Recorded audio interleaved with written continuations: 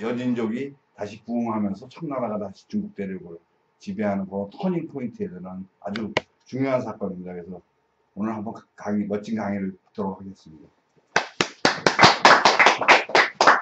예. 지난 그 파트 2에서 제가 강의를 했었던 게 거란하고 이제 고려하고 이제 2차 전쟁인데요. 2차 전쟁에서 이제 거란은 아무것도 얻지 못했습니다. 저는 말씀을 드렸다시피 아무것도 얻지 못했어요.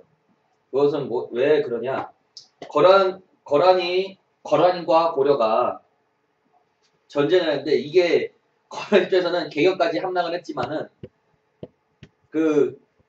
아무것도 소득을 못 얻고 왕이 도망가 버렸는데 소득을 얻을 수가 없잖아요. 그래서 아무것도 소득을 못 얻고 돌아갈 수밖에 없었다. 왜냐면 이제 성을 공격하는 것 자체가 거란군이 여러 가지 피해를 많이 입었기 때문에 요 나라가 피해를 많이 입어서 이제 후방이 막히게 되니까 철수밖에 없었습니다. 그래서 철수를 했는데 약속을 받아놓고 왔죠. 왕이 입조를 해야 된다. 고려 왕이 황제 입조를 해야 된다. 약속을 해놓고 갔는데 약속이 안 지켜졌죠. 당연히 이미 떠나버렸는데 약속을 지킬 리가 없죠. 약속이 안 지켜졌고 이제 앞으로도 계속 이제 그 3차 전쟁이 일어날 때까지 계속 이제 입조하라는 얘기가 나옵니다. 제가 이게 따로 그 논문을 쓰고 있는 게 그 거란사에 대한 논문을 좀 따로 쓰고 있는데요. 제가 거란사 논문을 쓰면서 하나 딱 발견을 한 게, 연구를 하면서 제가 이렇게 발견을 한 게, 거란 자체는 공성전에 상당히 취약했다. 공통점이 뭐냐, 송하고도 전쟁했을 때 공성전이 상당히 취약한 부분이 많이 나타났거든요. 공성전이 취약했고 수성전을 했지만 수성전도 취약했는데, 수성전에는 고구려하고 발해 그 유민들을 주로 많이 써서 수성전을 대비를 했다. 그리고 공성전할 때 그 공성전이 서툴 수밖에 없었던 건 뭐냐, 거란 자체가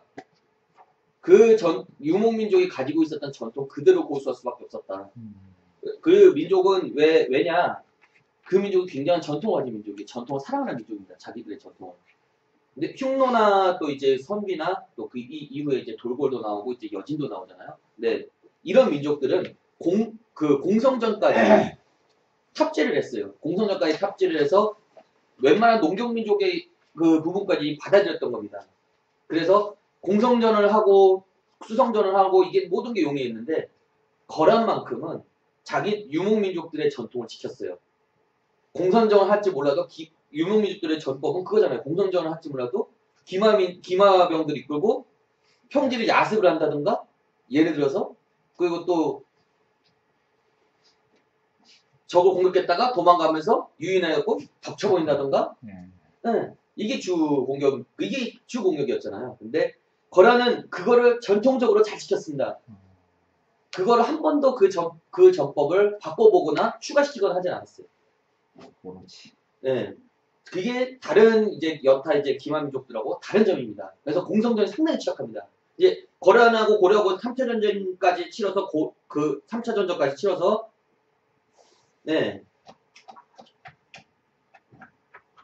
패했던 이유가 다 그런 그 공성전에서 실패를 했기 때문에.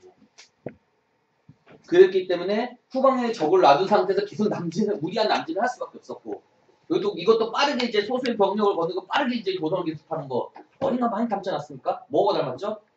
발해가 멸망할 때 어떻게 망했습니까? 그렇게 발해가 무너질 때 어떻게 무너졌어요? 그렇게 무너진 거죠. 소규모의 병력으로 습격을 해가지고 밀고 들어와가지고 결국 총애를 받은 야유라 보기가, 그 발해 애종에게 총애를 받은 야유라 보기가 결국은 뒤집었잖아요, 국가를. 어딘가에 많이 닮지 않았습니까? 마찬가지로 똑같습니다. 2차 전쟁 2차도 개경으로 소규모의 부대를 가지고 기습을 했죠. 개경으로 들어왔죠. 소규모 부대를 가지고. 공통점이 많은 거예요. 유목민족 전형적인 그 전법을 그대로 쓰고 있었다. 이렇게 볼 수 있는 겁니다. 그래서 이번에는 3차 침공인데요. 여기 나와 있듯이 국부상원 소정렬과 동경유소 야열단석에게 고려 침공을 하겠다. 다시 이제 재침공하겠다. 약속도 안 지키니까. 2차 때 이제 약속도 안 지키는데, 이제 다시 재침공하겠다. 고려에서는 끝까지 노력을 하죠. 그러면서도 그 화친을 하고 평화를 지키고자 끝까지 노력을 했는데 그래도 가겠다. 너희들이 약속을 안 지키니까 왕이 친절도 하지 않고 강동육지도 안 내놓고. 네. 그래서 요가 이제 고려 침략을 위해서 기지들을 구축을 합니다. 이제 압록강에는 이제 부령을 건설을 하고 부령이라는 것은 다리죠.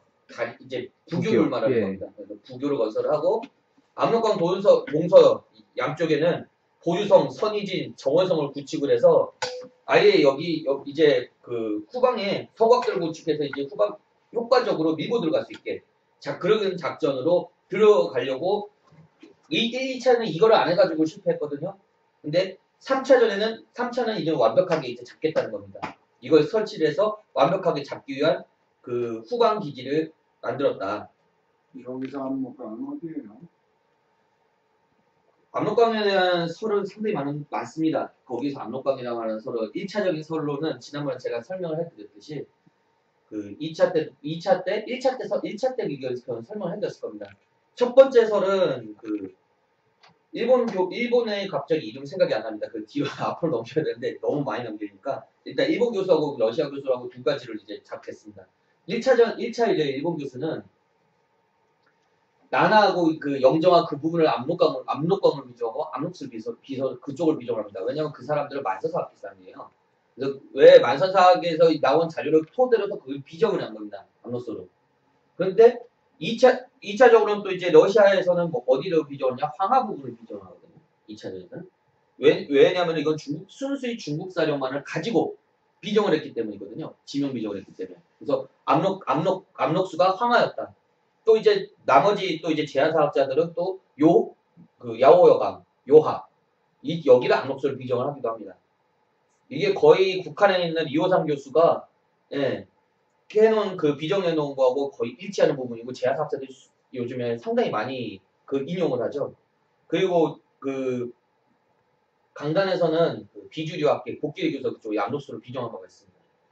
그래서 압록수는 정확하게 제가 어딘지를 딱 부러지게 설명을 할 수가 없습니다. 거기가 제가 비정을 제대로 못한 것도 있지만은 제가 지명 비정이나 그 강 비정을 잘 못하기 때문에요.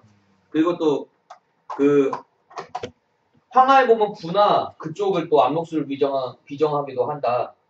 예, 그렇게 보고 있고요. 또 이제 압록수는 또 그 외에 또 다양한 설이 있어요. 또 어떤 사람은 또 이제 그 황하에서 이렇게 쭉 이제 꺾어 올라가는데 그 제남으로 해서 쭉 꺾어 올라가는데 거기가 압록수다. 그렇게 비정하는 사람도 있고요. 그러니까 참 여러 가지입니다. 딱 부러지게 제가 설명을 할 수가 없고 그리고 그 중국이나 뭐 이런 기록들 여러 가지 기록들을 봤었을 때 그 압록수는 황하 분화가 거의 제 생각에는 80% 이상은 맞는 것 같아요. 중국 기록이나 봤을 때는. 예. 원래 그 거란의 발원지가 오르도스.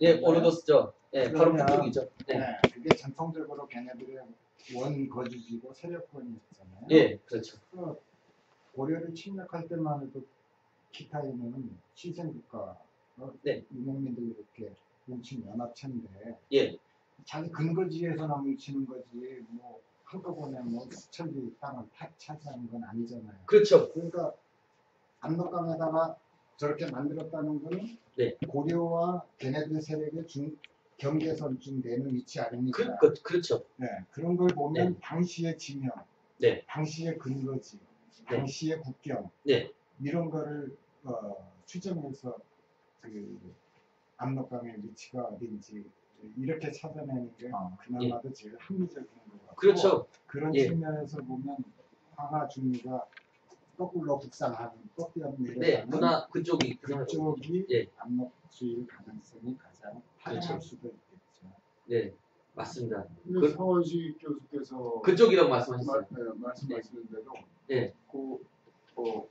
압록수 자체만 찾을 게 아니라 네. 여기 뭐 흥화진이 뭐 많은 그 지명이 있잖아요. 예.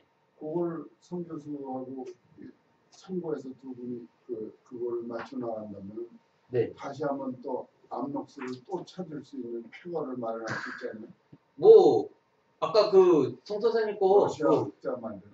예, 그렇죠. 근데 성 선생님 거 뭐 여러 가지 그 역사 보고 신문 이런 걸 보니까요. 거기가 맞는 것 같아요. 제가 보기에도 중국 기록으로 봤을 때는 거기가 맞는 것 같습니다. 근데 제가 지명 비정 같은 데는 정말 너무 못해서 그거를 확실하게 거기 맞는가 처음에도 저도 의아했었는데요. 심리학에서 종법적인 서술로 볼 때 예, 예. 위에서 아래로 쭉 내려오는 때 큰 것만 딱딱딱 이렇게 띄어서 볼 때 예. 획적인 그 데이터를 가지고 얘기하는 거 말고 종법적인 거를 볼 때 예. 이 나라의 원래 사람들의 그 출신, 예. 그 오르도스라고 하는 예. 그 지역이 중심이고 그다음에 고려의 중심 배경이라는 거 네. 이거를 중심으로 놓고 봤을 때 네. 두 개의 중심 사이에 있는 강이 아니겠느냐 이런 네. 식으로 얘기를 해야 되지 않을까요? 뭐 그렇게 볼 수도 있고요. 저는 어떻게 이럴 때 어떻게 비적을 하냐면요.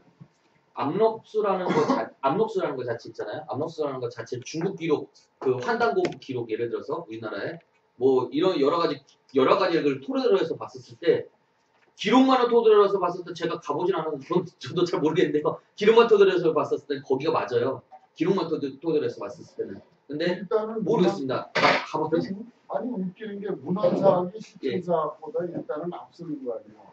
그렇죠. 문헌사학을 중심으로 일단은 가야지 사고 네. 방식이 네. 실증사학은 뒤따라오는 거잖아요. 근데 거꾸로 돼 있잖아요. 왜 제가 그렇게 이야기를 하냐면요. 실증사학이라는 것 자체는 고고학적인 부분, 또 문화인류학적인 부분이잖아요. 근데 문화인류학적이나 고고학적인 부분에서 봤었을 때, 일단 그건 눈으로 보는 거니까. 눈으로 보는 건데, 사료로 보는 거는 말하는 그 문헌학적인 그런 부분으로 봤었을 때는, 사료는 언제든지 어떻게 쓰여든지, 이렇게 한 글자만 틀려도 뭔가 좀 이상할 수도 있어요. 근데, 유물도 마찬가지입니다. 어디가 옮길 수도 있고요. 유적도 옮길 수가 있어요. 근데, 유물도 옮길 수가 있죠. 그렇기 때문에 이걸 거기라고 확실하게 딱 집어갖고 저는 어떻게 뭐라고 말할지 모르겠습니다. 근데 예 그렇습니다. 일단은 질문은 끝나고 예. 나서 모아서 하는 걸로 하죠. 진행을 해놓고 나서. 예 그렇습니다. 그 사도로 보면 그게 100% 맞는데 예 땀나네 갑자기. 그렇죠. 예 그 고려침공을 위해서 군 개편을 하는데요. 원정군은 소종렬이 도통 자격을 지휘를 했고요. 근데 소종렬은 뭐 전에도 그 2차 침공 때 소종렬은 반대를 했었습니다. 그동안 전쟁도 많이 했었고 송나라하고 이제 전쟁에서 이제 국력이 많이 소모가 됐었던 건 사실이거든요. 근데 송나라하고 전쟁한 것 때문에 그 고려까지 한꺼번에 이렇게 노리고 한다는 것은 또 이제 백성들이 도탈할 수 있다. 이렇게 주장했던 사람입니다. 근데 왕명인이 어떻게 했습니다. 왕명인이 따라했죠. 원정군의 규모는 약 45만 명 정도 편성이 됐고 실제 압록강을 도하해서 공격을 결정한 원정군의 규모는 현재 알 수가 없습니다. 그 상국이 아니라 어디야 고려사에서는 10만으로 나오거든요. 근데 10만은 소규모 무대로 저는 이렇게 판단을 하고 있어요. 당시에 빠르게 군을 인도하기 위해서. 왜냐하면 그와 같은 10만의 그와 같은 정예병들이 2차 때도 소규모로 움직이고 있었거든요. 워낙 그때 2차 때는 2차 때도 40만이 편성이 됐었습니다. 1차 때는 80만 편성이 됐어요. 그런 걸로 봤었을 때는 10만 정도면 소규모 부대로 봐야 됩니다. 고난에서. 그래서 원정을 이렇게 준비한 이후에 이제 광동 육주 관한 최후 통첩을 하게 되죠. 안 주면은 너희들이 광동 육주를 안 내주면 쳐들어가겠다. 이거의 마지막 기회다. 근데 이런 사신들 재차 보냈는데 고려가 계속 거부를 합니다. 친정 요구도 사실은 계속 거부했어요. 왕이 아프시대요. 고려 황제께서 갑자기. 맨날 아팠어. 예. 몇 날 며칠 아프신데 세상을 떴다는 소식이 없습니다. 그러면은 뻥이죠. 일부러 안 하겠다는 얘기가 더 되겠습니까? 일부러 안 한다는 얘기입니다. 그래서 고려의 이제 소규모적인 반격이 있었습니다. 여기 이제 모아지고 있다는 것이 다 그 정보가 정보가 다 들어오니까 이제 먼저 선제 타격을 해야죠. 송화진을 지키던 장군 정신용과 별장 주연이 통조를 공격하던 요군의 배후를 습격해서 7,000명을 사살을 하고 2만 명 강에 익사시켰다. 이전에 이미 통조를 한 번은 공격을 했었다는 얘기입니다. 네, 거란군이 이제 그 강을 건너서 통주를 공격을 했을 때 그때 이제 강 하나 사이를 두고 나서 통주를 공격을 했다는 얘기죠. 그때 이제 배후에 비었습니다. 그래서 7,000명 사살하고 2만 명을 강에 익사시켰다. 이렇게 볼 수 있는 거고요. 이제 이 요군이 이제 공격 실패를 하면서 이제 압록강 영원한으로 퇴각을 했어요. 그래서 이제 다리도 많이 보강을 하고 성곽도 보강을 하고 이제 전열을 다시 재정비하고 그러면서 이제 공격을 준비를 합니다. 고려의 요 공격인데 고려군이 요군이 이제 압록강 도하를 위해서 교두보 설치한 거 부양 성곽을 공격을 하려 했으나 성공하지 못했습니다. 왜냐 먼저 얘네들 또 때릴 줄 알았거든요. 요군이 바보도 아니고요. 그래서 요하고 고려는 소규모 국지전을 계속 할 수밖에 없었어요. 고조결과 조익이 지휘하는 고구려군이 홍화지를 포위한 요구를 격파했다. 요 거란군이 끊임없이 내려옵니다. 끊임없이 하나하나 이제 감아 보려고 이제 하나씩 공격을 한다는 겁니다. 이거는 여진족 제부해군들을 동원한 요나라 군사들이 다시 통조를 공격했다. 이제 여진까지 끌어들여서 공격을 합니다. 근데 여진 어디도 붙어도 상관없어요. 얘네들은 자기 이익만 된다면 고려에 붙든 거란에 붙든 상관이 없습니다. 왜냐하면 정통적으로 얘네들이 힘이 강해질 때가 아니기 때문에 그렇거든요. 얘네들은 그러면은 힘이 강한 쪽으로 붙어야 됩니다. 그럼 거란이 좀 더 센 것 같으니까 거란 쪽에 붙어 있는 겁니다. 소조결이 직접 군사를 꾸고 압록강을 건너 곽주를 공격했으나 1만 명의 전사를 내고 패배했다. 소조결이 직접 군사 이끌고 압록강 건너서 곽주를 공격했다는 건 무엇을 이야기하냐면 대대적으로 침공을 하기 위해서 지난번에 2차 때 곽주를 함락을 시켰죠. 그리고 나중에 양규장군 곽주를 되찾았습니다. 근데 곽주는 거란군한테 굉장히 중요한 곳이에요. 홍화진 함락시키지 못하면 곽주를 통해서 내려갈 수밖에 없거든요. 그래서 곽주를 공격을 했다는 것, 곽주를 통해서 공격을 했다는 것은 뭐냐면 홍화진을 못 열면 곽주라도 열어서 밀고 내려가겠다. 이런 뜻도 계산이 됩니다. 또 계속되는 이제 요의 공격 실패는 자연적으로 심령 위축이 되겠죠. 그것도 한두 명 정도 아니고 만 명씩 때려 죽어요. 그러면 군사력이 약화도 물러오는 겁니다. 같이. 그래서 야유 행평이라는 요나라 사신을 보냅니다. 요나라에서 강동육지를 내놔라. 근데 고려주제는 야유 행평을 억류를 시킵니다. 과거에 그런 적도 있었죠. 고려의 하공진 일행을 요나가 억류 시킨 적이 있었습니다. 그 2차 때요. 그래서 죽여버렸잖아요, 나중에. 그러니까 거란이 그렇게 했으니까 고려도 똑같이 복수를 하는 겁니다.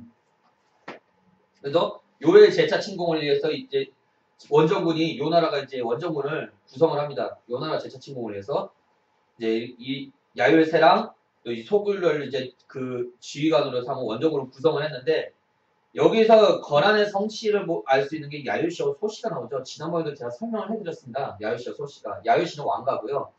소씨는 왕후의 집안입니다. 그러니까 요의 황후의 집안은 대부분 소씨라고 불렀는데 이 소씨가 대부분 처음에 왔었을 때는 고씨하고 대씨였다가 나중에 이거를 이 사람들을 통합해서 흡수를 하려고 요나라가 그렇게 할 때 이름을 소씨로 다 바꿔버렸다. 이렇게 설명이 될 수 있는 겁니다. 그래서 끊임없이 이제 강동육주 환수를 요구하죠. 이송무가 다시 고려로 가서 강동육주 환수를 요구합니다. 그리고 나서 그러면서 다시 이제 통주를 공격을 합니다. 이거는 계속 간 보는 겁니다. 계속 간을 보는 거고요. 이제 통주를 이렇게 이제 요하고 이제 요의 이제 국지전을 벌이면서 고려가 이제 통주를 방어하는 그런 부분이고 또 이제 고려의 통주 방어전은 이렇습니다. 통주공 카드 요군 배우려도 있죠. 적병 7,000명 주겠다. 흥화진이 이렇게 했다면 지명으로 봤을 때 흥화진 통주가 남쪽에 있었다 이렇게 봐야 되겠죠. 그리고 남쪽이 아니라 북쪽에 있었다고 봐야 되겠네요. 해당하는 지역을 봤을 때. 왜냐면 홍화지를 통과하지 않고서는 남쪽을 갈 수가 없었다. 아니면 우회에서 곽주를 통해서 가야 된다. 그랬으면 홍화지는 통주보다 북쪽에 있다. 이렇게 보는 것이 맞을 겁니다. 고려군이 정신용, 이목, 주연, 양춘, 손간, 강승영이 6명의 장수가 전사한 타격을 입었다. 고려하고 요나라는 일진일퇴한 거죠. 요는 이제 통주 공격이 실패하니까 우회에서 이제 남쪽이 영주국에서 대패했다. 이제 요는 이제 국지적 교란이 계속 실패를 합니다. 고려는 계속 막아내죠. 그리고 또 이제 영주성 공격에 패하고 후퇴하는 요군을 고려군이 뒤쫓다가 고려군도 또 패합니다. 왜냐하면은 영주성 공격에 패하고 후퇴하는 요군이 자기네 영토로 들어갔잖아요. 근데 고려군이 따라 들어간 거잖아요, 결국은. 그래서 다시 이거를 반격을 받고 패배를 하게 된 거죠. 그래서 여기 이제 대장군 고저교, 뭐 소충현, 고현적 뭐 이런 분들 나오죠. 예, 적군에게 사로잡혀 끌려갔습니다.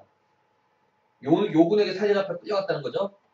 통주성과 이제 영주성을 함락시키는데 실패한 요군이 압록강 이북으로 퇴각을 합니다.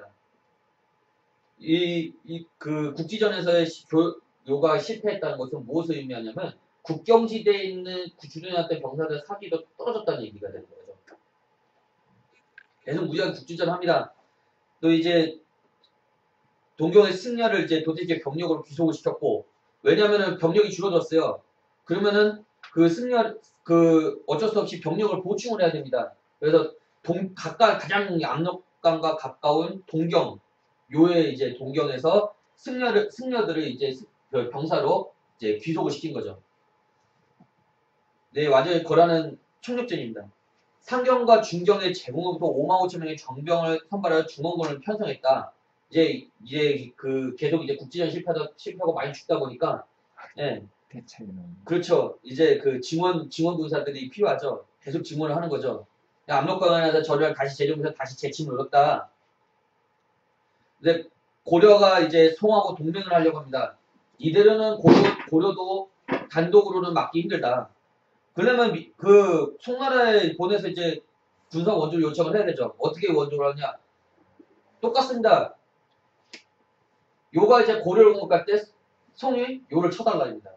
이런 식의 동맹이냐? 송나라에서 직접적으로 군대를 고려를 도와달라는 거냐? 근데 첫 번째 이야기가 더 맞아들어갈 가능성이 높습니다. 구원병을 얻지 못하고 요나라 화해를 종용하다. 이것은 뭐냐면 싸우지 말아라. 송나라 입장에서는 싸우지 말고 그냥 요나라고 화해하고 끝내라.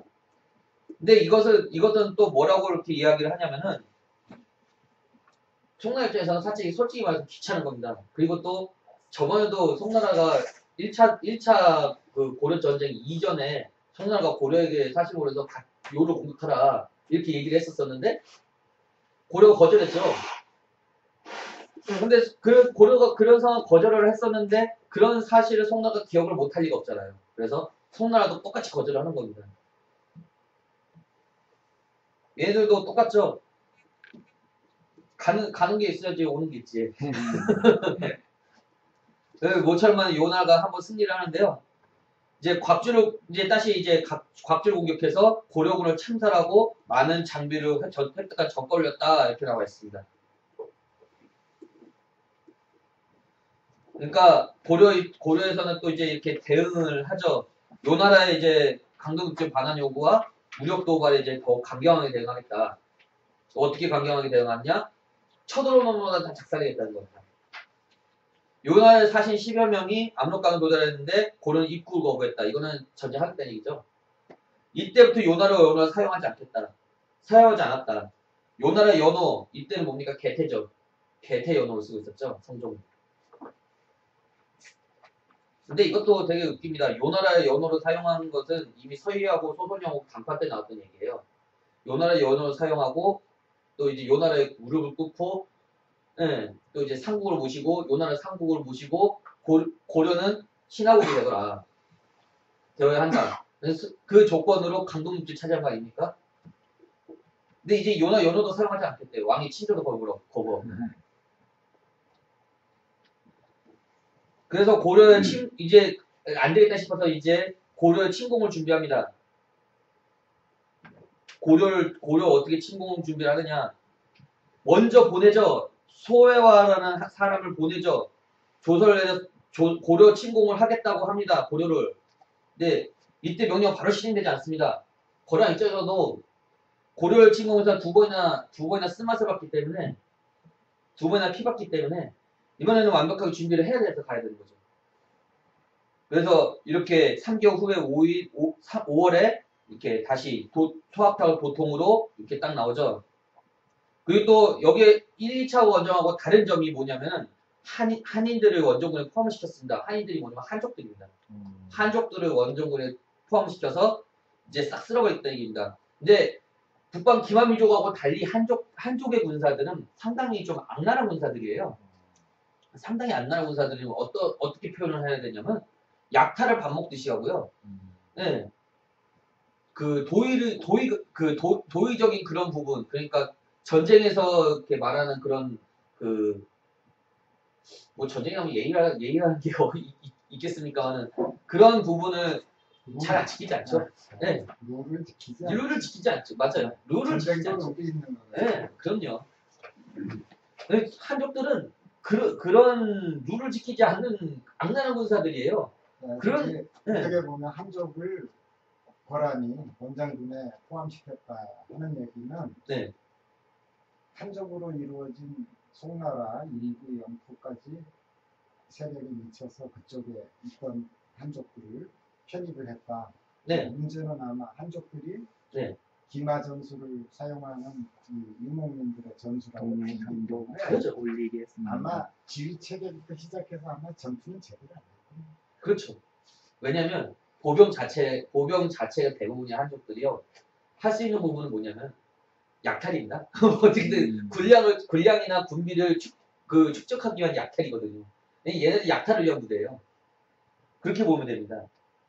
홍화진 전투가 벌어지죠. 이제 전초전입니다.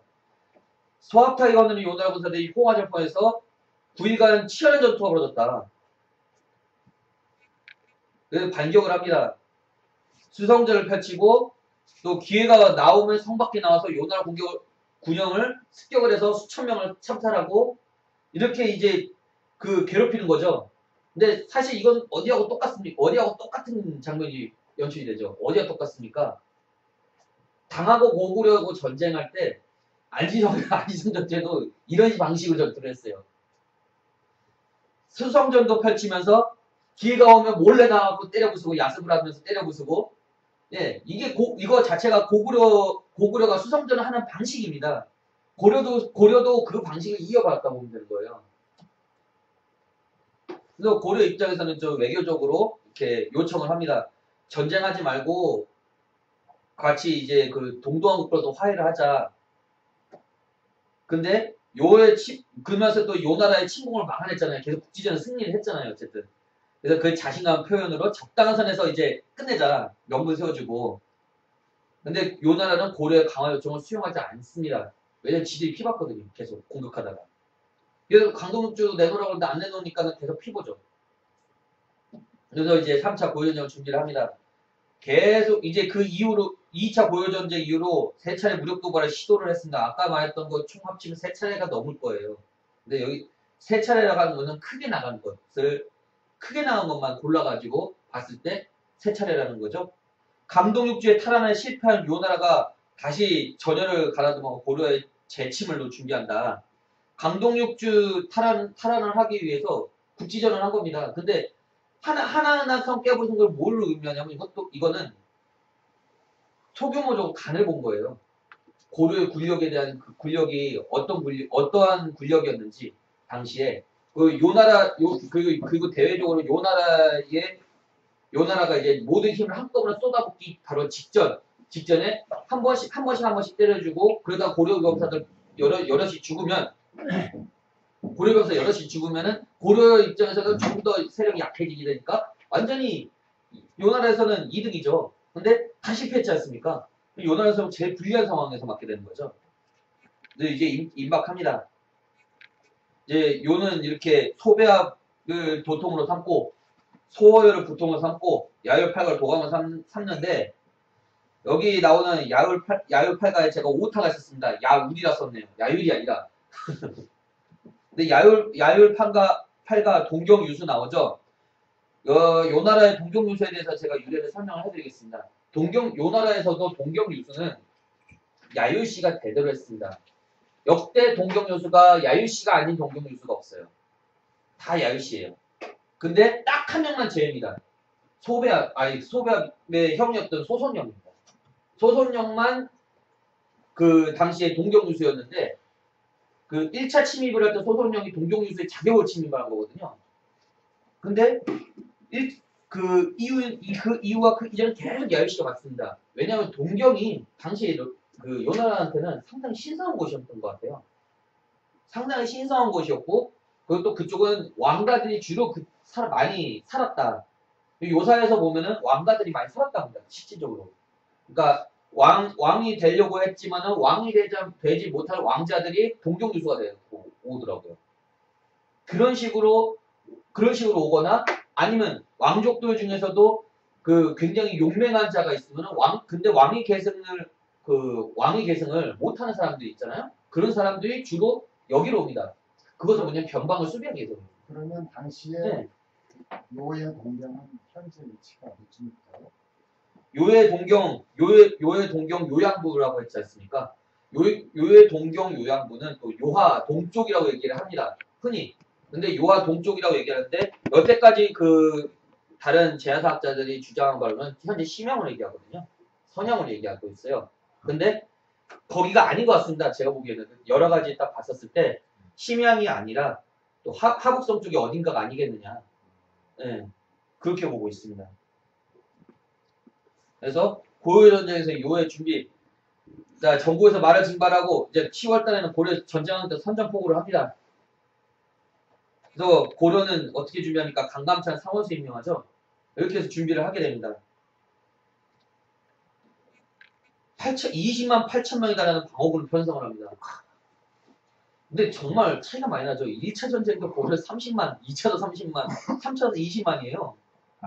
야, 고려는 이렇게 보면 고려의 국력도 장난 아니었다고 봐야 되는 겁니다. 왜냐면은 이러한 토대를 만들어 놓은 사람이 광종이에요. 고려 광종이 이 토대를 다 만들어 놨어요. 어떻게 보면요. 네. 저 20만 8천 명은 실제 전투가 가능한 인원을 말하는 것이고, 그렇죠. 요나라에서 얘기하는 보급제. 45만은 그렇죠. 그 중에 10% 내지 20%만 실제 전투가 가능한 부대고, 이렇게 보시면 네. 어쨌든. 나머지는 군수되고 병차 뭐 네. 이렇게 딸려오고 그리고 유목민들이기 때문에 그렇게 전투가 가능한 인원이 40만씩 있을 수가 없어요. 아니요. 40만이 가능할 수도 있습니다. 왜냐면 전원 전원 공격이 가능할 수 있는 부분이 있습니다. 제가 그 유목민을 연구하면서요. 어떤 걸 봤냐면 유목민은 빨리 치고 빨리 빠지고요. 그리고 또 그 대병력을 일으키면은 절대 그 군량이나 이런 부분을 싣고 가지 않습니다. 약탈하면 끝입니다. 약탈해서 그런데 충당합니다. 말이죠. 걔네들은 말 타고 다니잖아요. 예. 말의 습성에 대해서 잘 아세요? 그렇죠. 조금 압니다. 말이 100마리, 1000마리 모이면 네. 사람이 그 말을 컨트롤하기가 불가능해요. 대단히 잘 습득된 훈련 하에서만 그 말 대단히 부대의 말을 컨트롤할 수 있어요. 예. 그 자세한 이야기는요. 일단 끝나고 나서 디플이 있습니다. 네, 예. 디플 때 하시면 되고요. 예. 일단은 예, 강의를 계속 하겠습니다. 문화편장사 겸 서경유소 강감찬, 그리고 강감찬을 또 서북면 행영보통사로 임명하고 상원서로 정부를 총지한다. 강감찬에게 모든 정보를 다 맡겼다고 보면 됩니다. 강민천은 부원수다. 강민천 장군은 그 굉장히 대단한 장군이죠. 요나라고 2차 전쟁 때도 서경에서 맹활약을 했어요. 아주 그 상당히 용맹하고 지략과에도 갖춘 장군으로 보고 있습니다. 또 이제 박종검 유삼을 병마 판관으로 삼아서 상원수를 보좌하겠다. 이게 고려의 준비입니다. 네, 여기 이제 고려 방어전책이 나오는데 2차 때도 설명을 해드렸죠. 근데 제가 이거를 방어전책 설명을 하는데 지도가 뒤에 나와요. 근데 이렇게 지도가 나오는데 지금 현재 이걸 써야 됩니다. 근데 이게 없어가지고요. 일단은 예 말로만 설명할 수밖에 없겠습니다. 그 뒤에 나오는 이 지도는요. 네, 실제 그 지도가 아니고 실제로 그 지도라고 착각하시면 안 되고요. 이 지도는 일부러 이걸 그려내기 위한 하나의 그걸로 보시면 될 것 같습니다. 이제 서북계 남북로에 이제 각 요새에 배치돼 이렇게 딱 나오죠. 요구가 정면 충돌을 피한다. 성의 방어에 힘쓰고 철선 요군을 반격할 태세를 갖춘다. 그래서 상원수 강감차는 영주의 지휘소를 두고 강민청, 김종원과 함께 요군이 요와 이남으로 침공하려는 것을 저지한다. 여기 보시면 또 이렇게 이렇게 설명을 해야 되겠는데요. 예, 그렇습니다. 일단 요군이 이렇게 그 빨간 줄에 따라서 진결을 하면요. 그 서북계 이제 방어 요새들이 까만색입니다. 그래서 방어 요새들을 따라서 진격을 하면은 또 이제 그 철수한 이제 고려군들이 방어색 파란색 부분을 지키고 있다가 예, 이동을 하는 거죠. 거란군의 침입에 따라서 이동을 하면서 여기 갔다가 다시 돌아오는 길에 이제 퇴각하는 걸 잡겠다는 거죠. 이 철수한 요군을 반격한다고 제가 써놨습니다. 그래서 저 지도가 지금 3차 전쟁에 관련된 아. 진경로나 이런 지도라고 지금 아니요. 제가 아까 이 지도를 보여드리기 위해서 말씀드린 게 그겁니다. 이 지도가 현실적인 그 지도가 아니고요. 이런 거를 그려내기 위해서 일단 상황을 보고 설명해드려야 되기 때문에 그냥 그려낸 겁니다. 그냥 그린 거예요. 지금 네. 저 당시에 저게 정확한 비정은 아니에요. 저 당시에 영주가 현 위치가 어디죠? 영주요? 그 지명으로 봤을 때 영주의 현 위치면은 영주? 그 요나라 영주 그쪽 말씀하시는 건가요? 혹시 지금 그 고려 영주 네, 말씀하시는 상원수가 네. 영주에 지금 사령부를 설치하고 지금 전쟁을 준비하고 있잖아요. 예. 여기요? 이 영주 말씀하시는 거군요. 그 영주라면은 현재 딱 어디 갔어?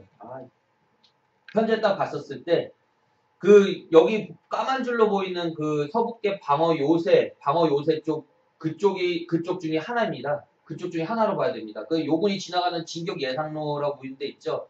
그쪽 바로 북쪽이라고 보면 될 것 같고요. 이게 정확한 지명을 나타내는 그게 아니에요. 지도가 아니에요.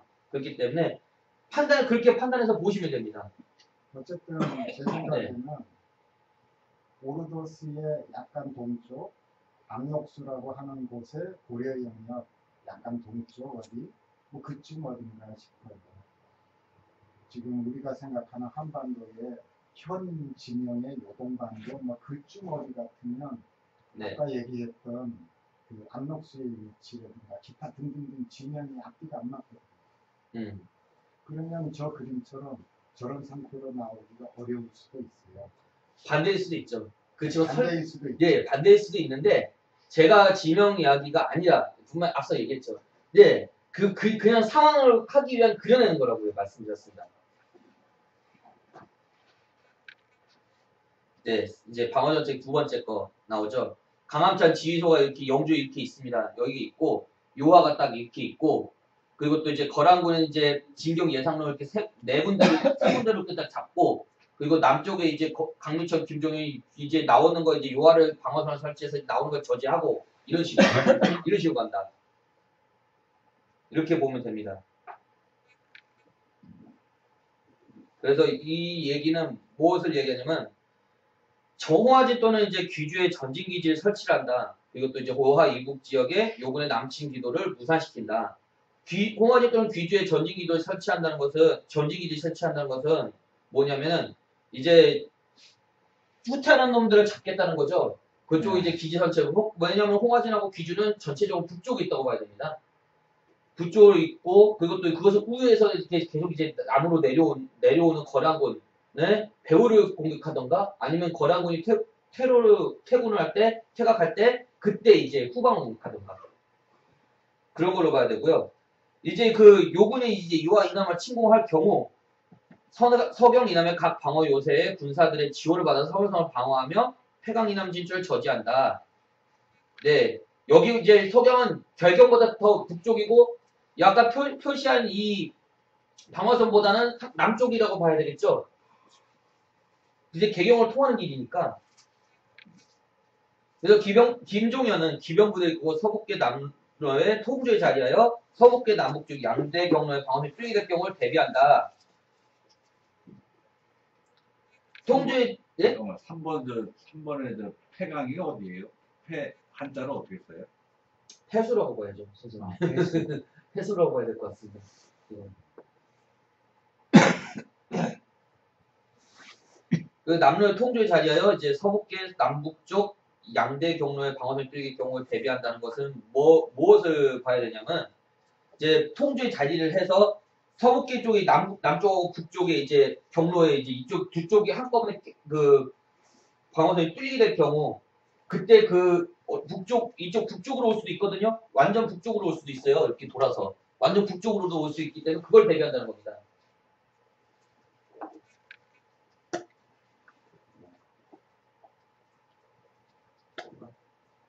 네, 그렇죠.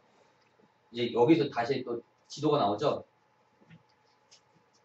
까만 것이 여전히 그 고려 그 방어전책 그리고 아니 방어전책이 아니라 고려군이 이제 그 방어를 하고 있는 방어선이고요. 요군이 예상 진격로 이쪽으로 거쳐 들어오면 요하를 건너오면은 조원의 부대와 네, 조원의 부대 이쪽 서경의 방어선을 치겠다 이 얘기였고 아까 네 번째 게 바로 이겁니다. 이제 이 위쪽으로 통주 바로 이 위쪽으로 올 수도 있다고 아까 설명을 드렸죠. 네. 예, 그쪽이 이제 뚫릴 경우를 대비를 하는 겁니다. 요의 전략은 그렇습니다. 정찰 기병을 풀어서 서북계 남로와 북로 등으로 보내서 진격 예상로 살피고 홍화진을 우회해갖고 바로 진격하는 작전이다. 이거 개경 진공인데요. 이게 북방 기마 유목민족들의 특성이 전통적인 특성이죠. 그냥 쾌속도로 우회하고 안 되면 우회해서 진군하라거든요. 네. 그리고 또 기마 유목민족들은 아까 말씀드렸던 것처럼 보급, 병참, 보급, 식량 이런 게 필요 없습니다. 바로 현지에서 조달하면 됩니다. 약탈로 조달하면 되는 거고요.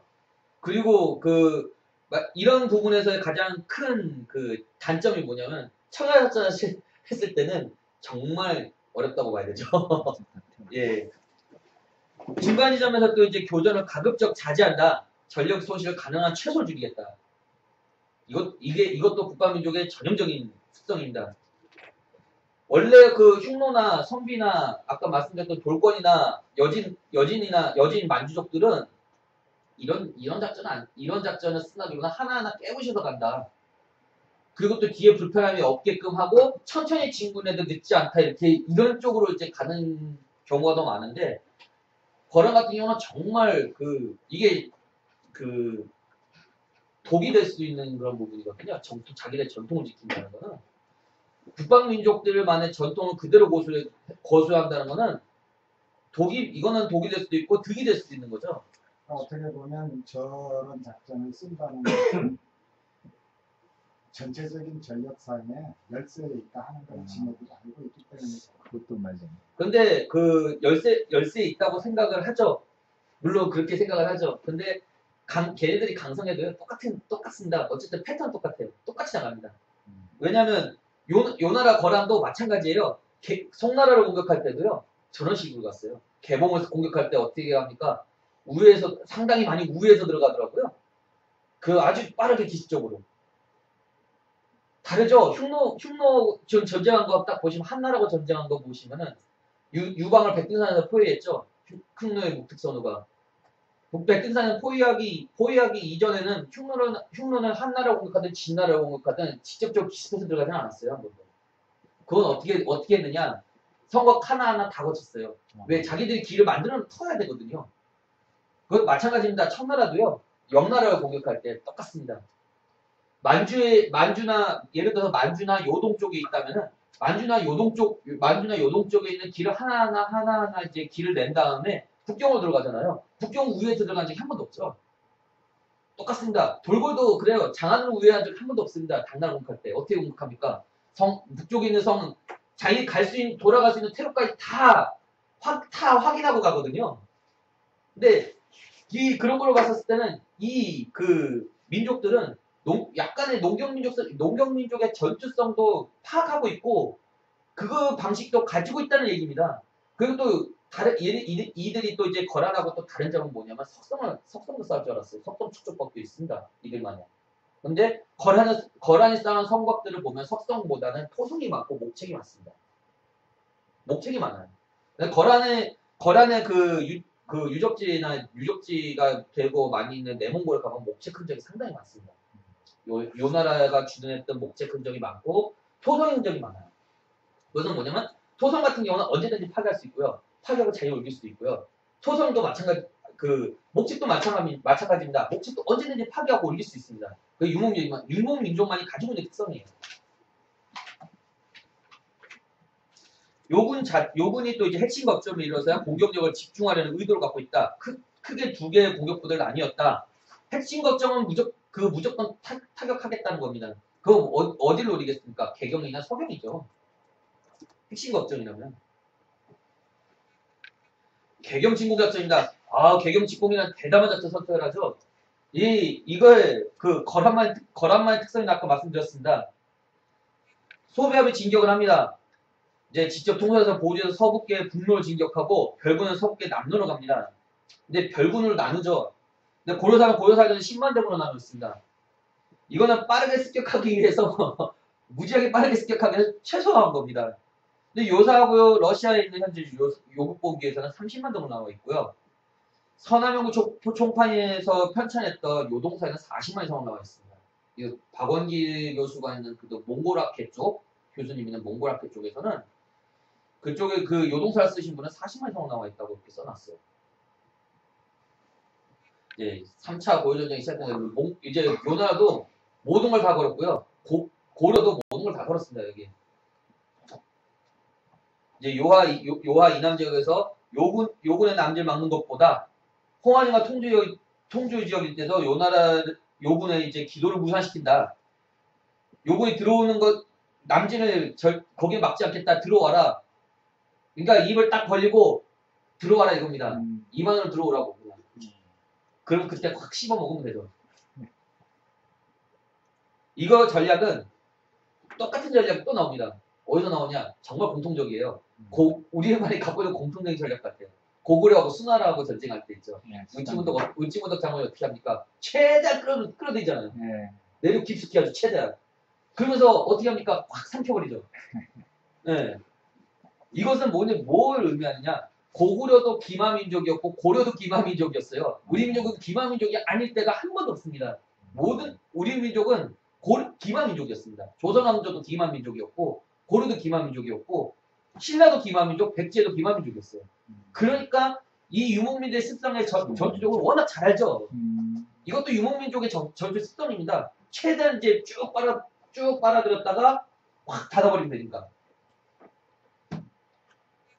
삼교초 유격전을 대비한다. 강감찬 장군이 1만 2천 명을 개복에 매복시켰다. 고려사는 이렇게 나와 있습니다. 삼교초 유격전. 물 흐름이나 둑을 쌓기 위해 폭이 좁아지는 지형을 고려했다. 똑같죠? 옛날 살수대첩 얘기하고 똑같죠? 살수대첩 어떻게 하니까 물 다 막아놓고 텄잖아요? 네. 같은 얘기예요. 이거 똑같은 얘기가 또 나오고 있습니다. 상류에 담수할 수 있는 둑을 만들다. 요군이 석결이 이때 지난 시기를 이용해서 수공을 펼친다.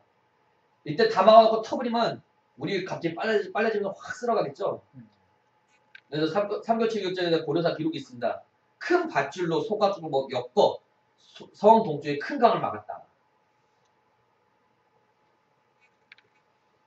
근데 제가 한 가지예요. 의문이 있는 게 뭐냐면 삼교천이라고 해서 그 천은 상당히 폭이 좁고 깊이도 좁고 뭐가 좀 좁은 강인데 여기 삼교천 유격전에 대한 고려사 기록은 큰 강이라고 얘기했습니다.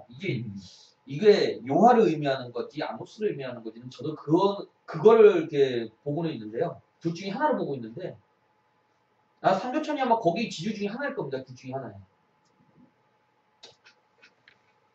고려는 삼교천의 유격전 전략에 성공을 했습니다.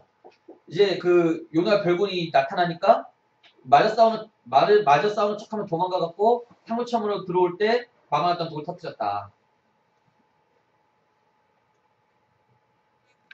삼교천에서 대승했습니다. 4만 명이나 되는 요군을 참사를 했어요. 요사 본기에 나옵니다. 이 얘기는. 4만 명, 말이 4만 명, 4만 명도 어마어마한 군사입니다. 완전 큰 피해예요. 그래서 귀주 대첩에 못지는 삼교천 대첩입니다, 사실은. 이 정도면. 그리고 여기 석교리 동포천 피안일 때 매복하고 있던 고려군 기변들이 공격해서 수천 요군을 수장시켰다. 고려사에도 이렇게 나와 있죠. 근데 고려사에는 10만이라는 군대 자체 비중을 중요시하기 위해서 수천의 요군이라고만 이렇게 적어놨어요. 정확한 숫자는 적어놓지 않았습니다. 여기 참패를 했죠. 이제 교전 없이 이제 북대동을 이용해서 곧바로 유학을 나서 남아있습니다. 빨리 가야 됩니다.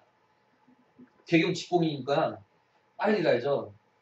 서울배합의 의도는 그렇습니다. 고려군의 주력이 북계 설월 배치된 쪽이 북계 설호입니다. 그래서 거기를 피해서 개경으로 진군을 하겠다는 겁니다. 왜? 고려군이 직기하고 싸우면 피해가 만만치 않을 테니까 저도 20만 8천 아닙니까? 아까 설명해드렸던 피해가 만만치 않을 것 같으니까 빨리 가야죠. 영주를 중심으로 해서 북계 서로를 집중적으로 대비하던 군대를 움직여 요군의 남진을 대비했다. 네, 이 영주의 영자가 길영자인데 오타가 났습니다. 이 영자가 아닙니다. 강민첨의 전략입니다. 진격속도 늦추기 위해서 교전을 계속 유도를 합니다. 얘는 빨리 가면 안 되잖아요. 그러니까 이게 빨리 가면 또 개경이 빨리 도착하면 그 고려 황제가 도망갈 구멍이 없어요. 이제 그렇게 되면은. 그러면 진격속도를 늦춰줘야 되면 계속 이제 뒤에서 때려주고 뭔가 얘네들 반응을 좀 보여줘야 되거든요. 그래서 그런 교전을 유도를 하는 겁니다. 기습하고 빠지고. 그렇죠. 기습법 빠지고 그래야죠. 그래야지 늦춰지지. 얘는 그 좀 대응을 할 거 아닙니까? 잠자려고 하면 가서 기습. 그렇죠. 밥 먹으려고 하면 그렇죠. 그런 거죠. 그리고 강민첨은 내부산에서 대승을 합니다. 여기 고려사의 기록에는 강민첨이 추격해서 자주 내부산에서 다시 큰 승리를 거뒀고 조원이 마탈에서 만염의 목을 베었다. 이런 식으로 해서 계속 이제 옆구리 톡톡 찔러가면서 빠르게 가는 것을 이제 막는 거죠. 계속 방해를 하는 겁니다. 이제 여기 요국본기의 내용은 이렇습니다. 강민첨이 이끄는 고려군이 요군을 출입해서 5천여 명이 적병을 참살했다. 1만 명의 요나라 군사를 사살 적과 올렸다. 고려사가 똑같은 내용 나오죠? 예, 요국본기의 내용은 상당히 신빙성이 높습니다. 그래서. 김종현의 개경 이동합니다. 이거 얘들 굉장히 빨리 내려오니까 내려오는 속도가 장난 아니에요. 그렇기 때문에 수도 방어를 위해서 개경으로 빨리 가야 됩니다. 그래서 빨리 갑니다. 개경 사수 전략을 세우죠. 김종현에게 병사 1만이면 주어서 이제 개경을 가도록 했다. 그리고 또 군대 일부도 개경을 이동시켜 개경을 방어하기 위한 조치를 취했다. 자, 청야전술이 나옵니다. 이제 그 유목민족들은 최대 단점이 뭐냐면 청야전술이 약하다는 거. 근데 청야전술에 쓸 수 있는 민족은 우리밖에 없습니다. 왜 저는 그걸 가능을 하냐면 북방 유목민족에 대해서 잘 알고 있는 나라는 우리예요. 그리고 또 중원민족 있죠. 중원민족들은 북방 유목민족 그렇게 맞서 싸워도 네 맨날 지죠. 왜냐하면 이런 작전을 쓰는 것이 걔네들은 이런 작전을 쓸 수가 없었기 때문이에요. 쓸 수가 없습니다. 그리고 걔네들 특성상 그렇습니다. 그 많은 거를 다 잠겨버리고 잠겨버리고 또 묻어놓고 그렇게 나오기까지 시간도 오래 걸리고 게다가 땅덩이도 크죠. 그래도 움직이는 속도도 느리고 우리만 쓸 수 있는 작전이고 이게 가능했던 것은 무엇 때문에 가능했느냐? 고구려 수나라 전쟁 때도 청야전술 썼죠. 똑같습니다. 고려도 청야전술 썼습니다. 이거 우리만이 가능한 이유는 우리는 국방민족하고 한족하고 전쟁한 거는 손으로 꼽을 수 있고 죄다 국방민족하고 전쟁했습니다. 한번 보세요. 생각을 딱 해보시면 됩니다. 우리가 한족하고 전쟁한 게 얼마나 되니까 한나라하고 고조선 전쟁 이후 한족하고 붙은 게 몇 번 되죠? 없어요 거의. 국방민족이잖아요 다. 수나라 당나라는 뭡니까? 수나라 당나라가 지배층이 다 성비족입니다. 국방민족이죠. 근데 쳐들어온 놈들은 한족들 거느리고 쳐들어왔단 말이죠. 선비족들 거느리고 쳐들어온 게 아니라 한족들 거느리고 쳐들어왔어요. 그런 부분을 봤었을 때 우리가 한족으로 직접 전쟁을 해서 손을 꼽을 수 있는 거는 몇 개 안 된다는 겁니다. 죄다 북방민족이에요. 고려군은 요군의 남진이 대비했다. 성의 민호를 성내에 이주하고 청야전술을 실시하여 장기전에 대비했다. 청야전술하면 장기전에도 유리하죠. 시간 절약을 해서 병력을 최소화합니다. 개경 공략에 어려움이 있죠. 개경을 공격하지 못했던 것은 고려군이 변방군사들 신속하게 전환해서 개경 방비로 강화를 했고 빠르게 왔잖아요. 김종련도 빠르게 왔고 장거리 이동에 따라서 이제 후방 위협, 전투력 소모, 보급상의 문제, 겨울 추위 때문. 보급상의 문제는 한인들은 주로 약탈해서 얻는 것보다 한인들이 밥을 먹어야 돼요. 민족들은 걔네들은 군량 갖고 다녀야 되는데 걔네들 먹을 군량이 없으면 걔네들은 굶어 죽어요. 유목민족과 다르기 때문에. 겨울 추위 춥죠. 그 당시 11월, 12월인데 그리고 또 장거리 이동에 따라서 후방 위협이라 하도 돌아왔기 때문에 하도 돌아서 빠르게 왔기 때문에 후방에 위협이 될 수밖에 없습니다. 그 고려 현종은 다른 나라 왕들은 도망가는데 고려 현종은 성종보다 좀 낫습니다. 현종은 항전 의지를 가지죠. 개경 포기하지 않고 이제 사수하겠다. 근데 계속 요 나라에 이겨왔으니까 이게 자신감 때문에 그런 겁니다. 근데 요 나라한테 졌으면은 2차전일 때 지고 1차전일 때 지고 그랬으면은 무서워서 못해. 네, 도망가야죠. 다시 뭐 강화도로 도망가든 뭐 나주까지 도망가든 도망가야죠. 근데 2차 때는 도망가잖아요. 나주까지 현종이. 근데 그거는 무서웠기 때문에 그런 거고요. 요나 성종이 게다가 또 친정을 했지 않습니까? 근데 이거는 이게 다르죠.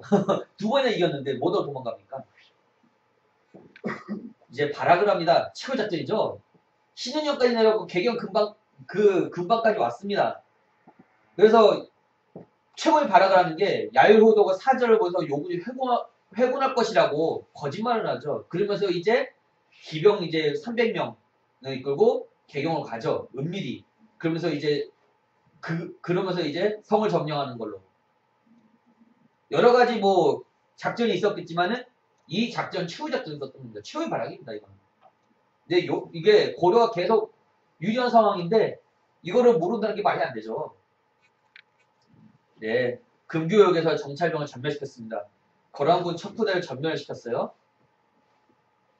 그래서 개경 공략을 포기하고 퇴각하기 시작합니다. 이게 마지막이었는데 마지막으로 도전을 한번 해봤는데 이제는 안 되니까는 돌아갈 수밖에 없는 게 날씨도 아까 말씀드렸던 것처럼 날씨도 추워지고 후방에서 위협도 계속되고 그러니까 똑같이 돌아가기 시작한 거예요. 그게 똑같죠. 고구려하고 수나라 전쟁, 거란 1차전이 똑같습니다. 도망가는 거예요. 그러니까. 고려군 추격과 잇따른 패배로 퇴각 결정했다. 요거는 퇴각 이유는 뭐냐? 여기 나오죠. 2차 고려전쟁하고 다르죠. 이거는 비교적 소규모 병력입니다. 여기 퇴각로를 보았으니 요충지도 없었다. 아까 말씀드렸던 것처럼. 그리고 주력 부대가 전투력을 온전히 보존하고 있었다. 왜냐하면 성을 뚫지도 못했으니까 홍어진 뚫지도 못했잖아요. 그래서 강감찬과 강민철이 협공을 합니다. 귀주를 유인을 합니다. 그래서 역습을 하죠. 가는 도중에 역습을 하죠. 이제 연주와 위주 지역에서 북계 통로를 퇴합하는 그 요군에 대한 반격을 했다. 500명을 참전한 승리했다. 역습. 이러면서 이제 토끼몰이 합니다. 토끼몰이에요, 이게. 귀주로 몰아가는 강감찬, 강민철이었는데 두 부대의 협동작전 자체가 지휘력과 판단력의 결과였다. 이렇게 설명을 하죠. 근데 이거는 이미 예정이 있었어요. 귀주로 몰아가는 거는. 최후의 귀주에서 족치겠다는 거는 이미 예정이 있었던 얘기입니다. 근데 고려 자체가 아까 거듭 말씀드렸던 것처럼 이 고려도 기마민족이에요. 기마민족이기 때문에 이 습성 너무 잘합니다. 그 기마민족과 기마민족의 전투에서는 항상 똑같은 부분이 나옵니다. 뭐냐? 토끼몰이 한다는 거예요, 결국은. 기마민족들은 농경민에 쫓을 때 토끼몰이에요, 사정없이. 근데 얘네 반대로 이제 둘 다 똑같은 기마민족이기 때문에 유리한 쪽 토끼몰이를 하겠죠. 네, 기주대체 서막이 열립니다. 기주성이 이거는 기주성? 하고 써놨어요. 기주성은 그 해발 229m 용산이 자연 지형을 적절히 이용해서 구축됐다. 그 성 외곽으로는 동문천과 지류들이 장애물 역할을 했다. 귀주를 통과하는 도로에 의한 효과적인 통제 가능했다. 이건 요충지였다. 994년과 1005년에 축성했다. 누가 축성했냐면 강조가 축소를 했어요. 994년에는 서희가 축소했고 1005년에는 강조가 축소했어요. 강조가 상당히 뛰어난 용장이면서 전략 전술도 뛰어난 장군이에요. 비록 그 본인이 쿠데타를 일으켜가지고 왕을 갈아치우긴 했는데 그래도 그거는 본인의 권력 욕심인가는 더 두고 봐야 됩니다. 그건 나중에 후대에서 얘기할 더 후대에서 다른 학자들이 얘기할 얘기지. 제가 봤을 때는 뭔가 고려 목종이 저번에 지난주에도 제가 얘기를 했었던 것 같은데 동성애자였어요. 뭐 야설에 의하면 동성애자였는데 근데 그것도 하나의 또 추측비법으로 왜곡될 수도 있죠. 역사는 승자 역사니까. 그런 그 동성애를 미소년을 두고 동성애를 즐기는 왕이 있는데 정권이 제대로 될 리가 없잖아요. 그래서 이게 평산성이다. 남쪽 평지하고 연결돼 있다. 절벽기나 경사면을 연결돼 있다. 이거는 평지가 아닌 평탄한 평지도 아니고 그렇다고 아주 높은 산도 아니에요. 딱 중간 부분의 크기, 그 중간 부분의 높이 이렇게 볼 수 있죠. 이제 외곽에서 전투를 합니다.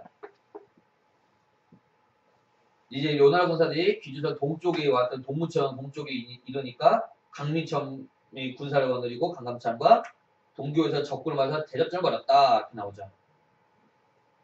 기주대첩의 전초전이 나오죠. 갑자기 비바람이 남쪽에서 오고 깃발이 북쪽을 옮겼다. 고려사 전력이 이렇게 나와 있습니다.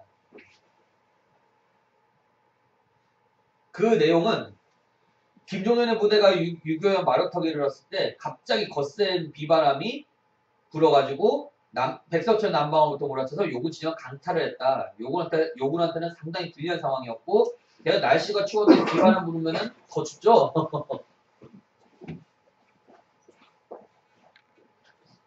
요군은 그래서 귀주에서 대패를 했습니다. 고려군 병사들은 동문천과 백석천 사이에서 요나 군사들 격파했다. 배고픔과 맹추위에 지쳤던 요나 군사들이 삼면에서 육박한 고려군의 맹렬 공격을 제대로 대적하지 못하고 대패했다. 네, 귀주 대첩이죠. 소배합이 패해서 이제 도망을 갑니다. 소배합이 간신히 패전병을 수습해서 보주를 하고 광민철 군사들이 요걸 추격해서 석천을 건너 발령에 이르렀다. 이걸 지명들은 고려사를 연구하시는 분들이 계시면은 좀 부탁 좀 드리겠습니다. 나중에 제가 지명 찾는 것은 좀 허약해서요. 이제 지명 찾는 부분을 좀 부탁드릴게요. 여기 패전병을 수습해서 도주를 했고 강민철 군사들이 요군 추격을 했고 고려군이 대승했고 이제 갑옷과 병장기와 낙타, 군마 등을 노획을 했죠. 30만의 요나 군사들이 2,000명 지나지 않았습니다. 또 이거 똑같은 얘기 나오죠. 사수대첩에서 30만이 사수에서 죽고 2,000명이 살아 들어갔어요. 2,700이라고 나와 있죠. 근데 참 뭔가 좀 아이러니합니다. 고려 전쟁은 고려의 완승으로 끝이 났습니다. 30년 동안 이게 지역도 진전이 계속됐거든요. 근데 너무 요나라 입장에서는 어마어마한 타격을 입었습니다. 이 전쟁 패배로. 요사에 보면은요, 소배합이 30만 대군을 싹 잃어버리고 돌아가니까 요나라 성종이 너무 노발대발해서 소배합에게 이렇게 얘기했답니다. 내 녀석의 얼굴 가죽을 벗기고 죽이리라 그랬대요. 얼마나 열받았습니까? 993년부터 1019년까지 이어졌습니다. 그래서 전쟁 목적 아무것도 달성하지 못했습니다. 강동육주도 얻지 못했죠. 고려 황제의 친조도 못 받아냈죠. 또 얻어낸 거는 병사들 시체뿐이었죠. 압록강과 요하 지역의 지배권을 완전 상실했습니다. 이제 동경이 위험하게 생겼어요. 덕택에. 동북부 지역과 중원 동부 지역의 장악 실패, 완전 장악 실패했기 때문에 나중에 중원 원정, 그러니까 송나라를 공격할 때 이거 엄청난 부담을 작용하게 되죠. 그 인력 손실, 재력 손실, 요건 전사자 100만여 명을 추정이 됩니다. 대고려전 패배로 해서 북방의 패배로 해서 위험이 완전 손상됐어요. 그동안 쌓아놨던 게 완전 다 무너졌습니다, 이걸로. 왜냐? 서하, 투르키스탄에 가면은 요나라가 거기까지 갔다는 것에 대한 기록이 있어요. 근데 그 지역에 있는 그 민족들도 요나라가 패하니까 들고 일어나기 시작합니다, 이제. 약해지니까. 네. 완전 패자로서 위험이 손상이 됐죠. 고려 승전했고요. 승리한 이유는 전쟁 사전에 대비했습니다. 아 이거는 사전 대비. 예. 그 현종 이전 광종. 성종이 아주 무식했어도요. 음. 이거 그 성종이 완전히 망쳐놨어도 그동안 광종이 쌓아놨던 포대가 있었기 때문에 승리할 수밖에 없었어요. 그리고 광종은 그 고려의 북방 영토도 개척을 했고 성도 많이 쌓았고 광군을 길러냈잖아요. 30만 명이 광군을 길러냈어요. 그리고 원래는 군사도감이 있었을 때는 30만 명이 아니라 최대한 4, 50만까지 가능할 정도로 이렇게 만들어놨습니다. 광종이 굉장히 훌륭한 황제죠, 고려에서는. 그래서 요충지마다 다 축성을 했고 다중 방어선 형성이 됐고 이게 또 광종 때 이미 다 했던 겁니다. 요 나라의 군대와 대등한 규모의 방어군을 편성을 했고 이건 고려 군대 20만, 30만 상상할 수가 없죠. 맨날 우리는 10만 아래에 그 병사도 갖고 병사 가지고 싸웠는데 근데 고려도 이거는 막 20만 대로 올라가고 30만 대 올라가요. 예, 이미 이거는 엄청난 전략이죠. 철저하게 준비했습니다. 사전부터. 그러면서 화해를 청했죠. 고려의 침략을 물리친 것이, 그리고 또 이게 아주 철저하게 준비했는데 요 나라를 당당히 물리친 겁니다. 이거는. 고려는 당당히 물리친 거예요. 그래서 고려가 요를 철저하게 응징했던 통쾌한 전승이었다. 그걸로 인해서 요가 완전히 세력이 약해졌고, 고려는 영광을 얻게 됩니다. 멀리 천리국에서 사신을 보내서 속국이 되기를 청하였다, 고려에. 탐나국이 토성물을 바쳐오다. 흑수의 주장 거울 마두개가 오다. 흑수는 여진, 말간, 흑수 말간이었는데 흑수여진이라 그랬어요, 당시에는. 흑수여진의 주장이 탐나국 토성물을 바치고 흑수 여진의 주장이었던 거울 마두개가 입조를 하는 거죠. 그리고 중요합니다. 거란의 전리품과 여진족을 데리고 송나라 수도에서 승전 파티를 했습니다. 개봉해서. 이거는 뭘 의미할 수 있냐면은 송나라가 고려보다 군력이 약했다는 것을 반증하는 거고요. 송나라는 제대로 된 굴욕을 당했다는 것을 반증을 하는 겁니다.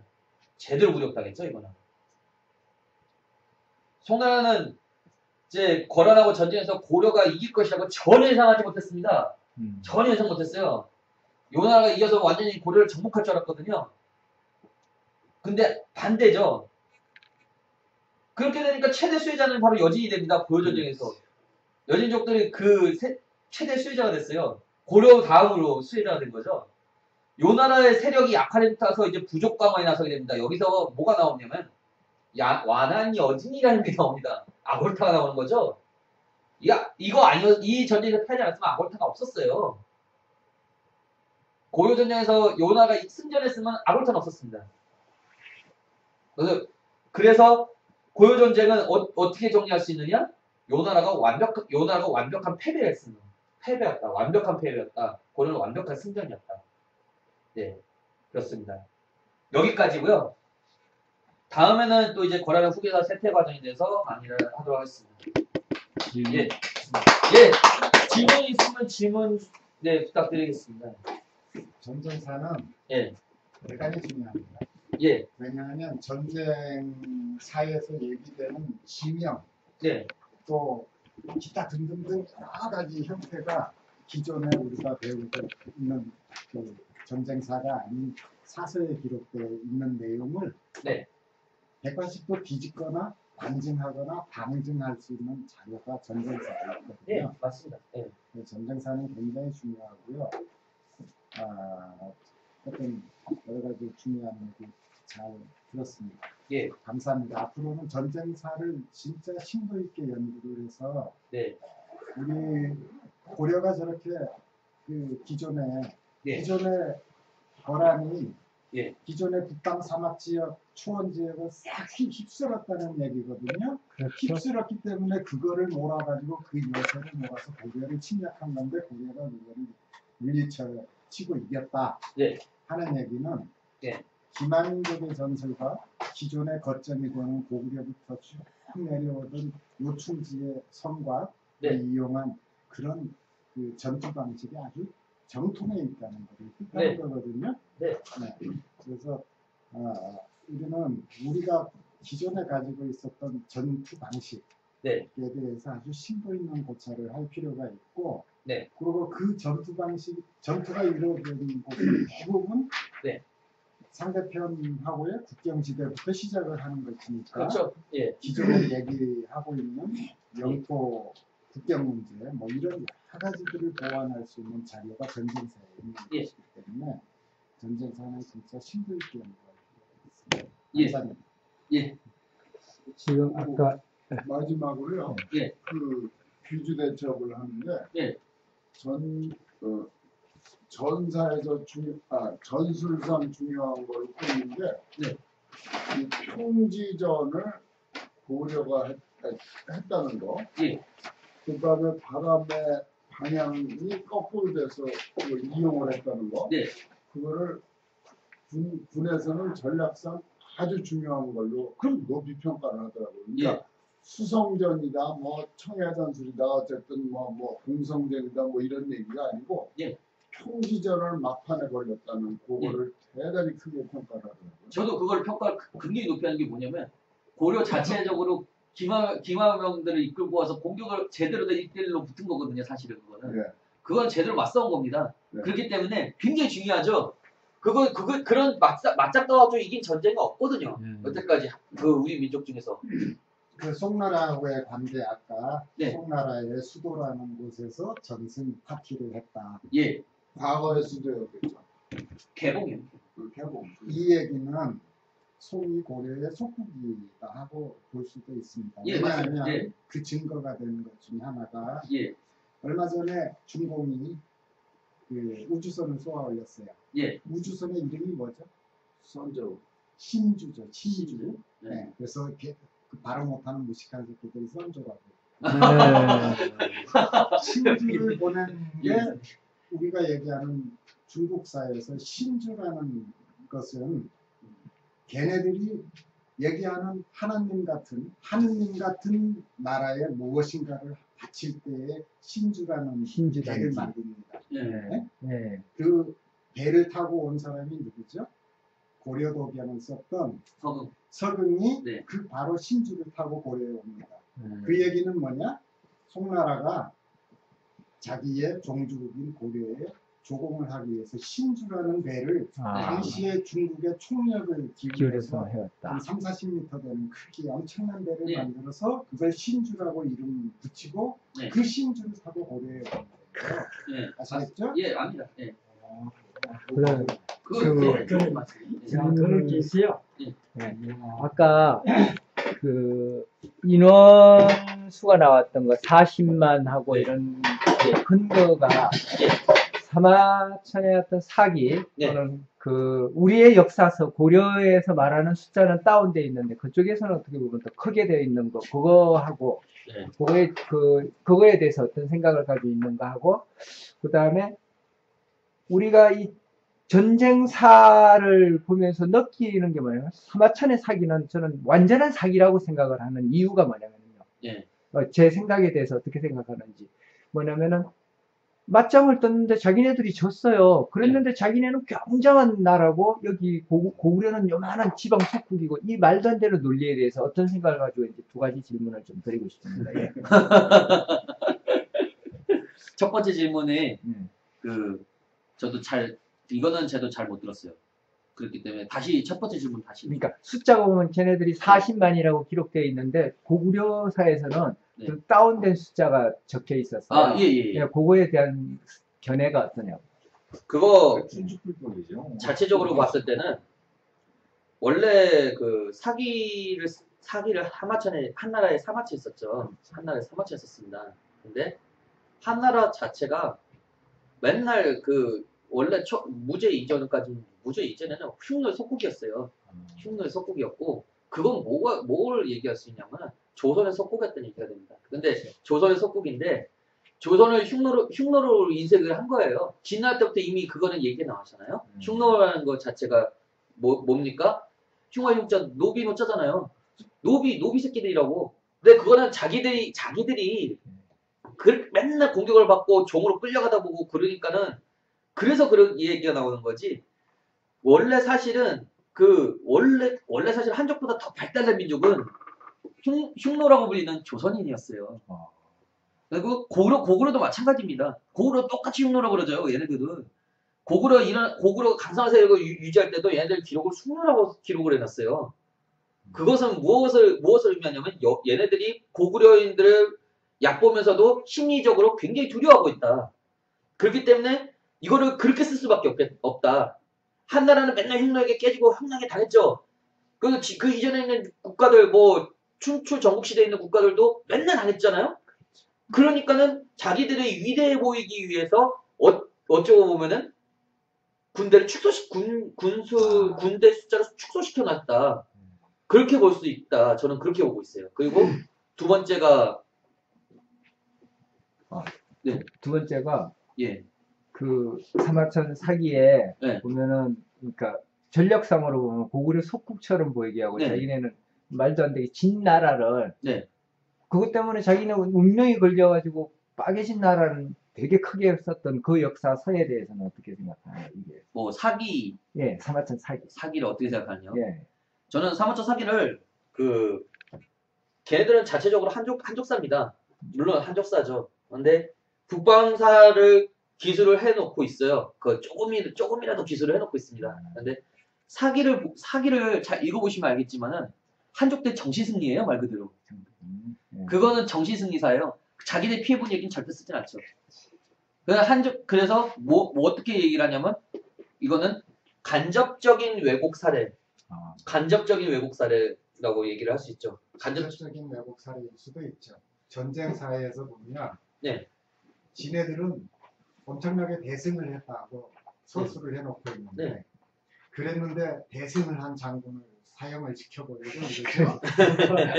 그 대승을 한 장군이 훈장을 받고 왕으로 책봉되고 네. 이렇게 그건 맞는 거죠. 호상을 받아도 부족할 판에 죽여. 죽이죠. 네, 맞아요. 사기에서 이게 걔네들이 네. 사기치고 있다는 것을 아주 적나라하게 반증하는 자료이기 때문에 우리는 네. 그런 자료를 반복. 많이 찾아서 가지고 있어요. 예, 왜냐면은 왜 간접적으로 제가 간접적인 왜곡 사례라고 얘기를 하냐면은 영국의 서스노브스키가 역사학자입니다. 이 사람이 역사학에 대한 개념 정리를 했는데 개념 정리가 첫 번째로는 간접적인 왜곡, 두 번째 직접적인 왜곡 두 가지인데 간접적인 왜곡을 어떻게 얘기를 하냐면 이거는 내가 했다고 직접 쓰진 않았다. 내가 했다고 직접 쓰진 않았는데 이거를 또 이제 내가 한 것처럼 썼다. 그러니까 사마천이 본인이 또 이제 감옥에서 썼잖아요. 결국 사기를. 예. 그거를 본인이 사료로 긁어모아 정말로 그 많은 사료를 긁어모아서 썼을까? 아니라는 거예요. 그건 뭐냐면 본인의 추측이 들어가 있다는 거예요. 예. 추측이 들어가 있기 때문에 가필이다.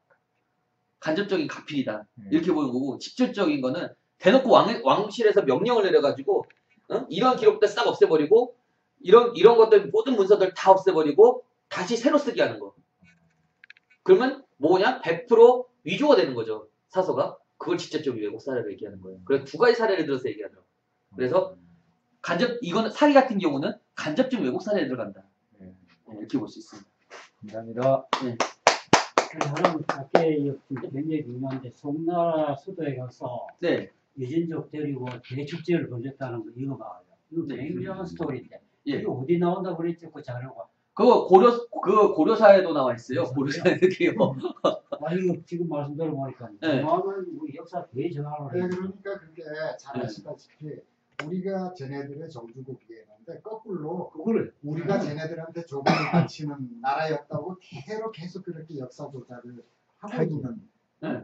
그런 사실을 정확한 눈으로 이렇게 보시는데 그런 자료가 굉장히 중요한 거죠. 예. 그것도 거꾸로 보면 송이 고려의 속국이었다는.